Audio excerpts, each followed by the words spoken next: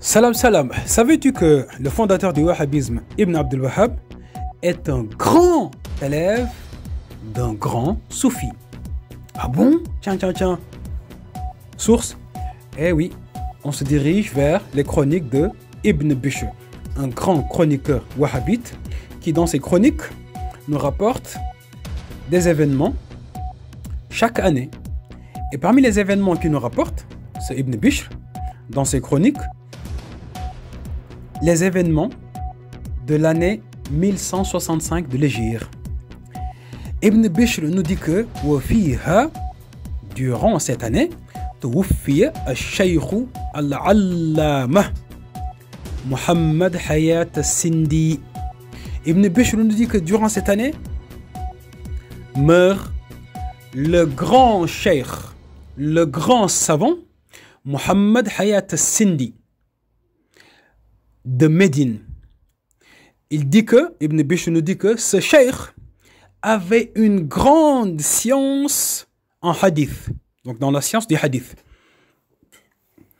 et qu'il a écrit des livres en science de hadith et qu'il a commenté des livres de hadith. Il ne s'arrête pas à cela. Ibn Bishr nous dit que ce cheikh, ce grand savant Muhammad Hayat al-Sindi, il a pris sa science de beaucoup de cheikhs, donc de beaucoup de savants. Et qu'également, et que a pris de lui, de ce cheikh Muhammad Hayat al-Sindi, beaucoup de gens ont pris de lui.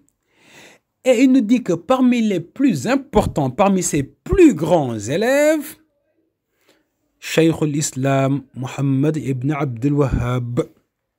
Il nous dit que parmi les plus grands élèves de Muhammad Hayat al-Sindi figure Muhammad ibn Abdul Wahhab, le fondateur du wahhabisme. Eh oui. Donc, on voit bien que le fondateur du wahhabisme, il y a comme un parfum de soufisme dans son parcours ou dans sa vie, je dirais. Parce que Ibn Bishr, chroniqueur wahhabite, a tellement estimé important de nous parler de la mort de Muhammad Hayat al-Sindi. Pourquoi nous en parler? Parce que justement, parmi ses plus grands élèves, le fondateur du wahhabisme. Donc, il lui a consacré un paragraphe pour nous parler de sa mort. Et Ibn Bishr, après nous avoir raconté cela, que Ibn Abdul Wahhab fait partie des plus grands élèves de ce soufi, il rajoute Qaddasallahu ruhahu, qu'Allah sanctifie son âme. L'âme de qui? De Ibn Abdul Wahhab. Eh oui, qu'Allah sanctifie l'âme de Ibn Abdul Wahhab. Sachant que ceci est une expression quand même propre aux soufis. Qaddasallahu ruhahu, qaddasallahu sirruhu, qu'Allah sanctifie son âme, qu'Allah sanctifie son précieux secret. Ceci est une expression propre aux soufis.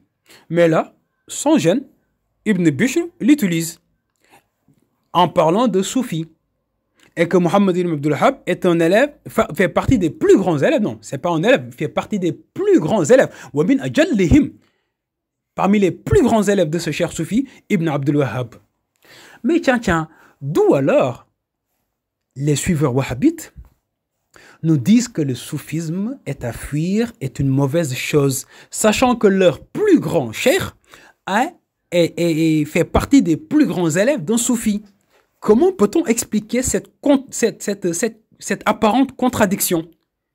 Ou sont-ils ignorants de leur propre histoire?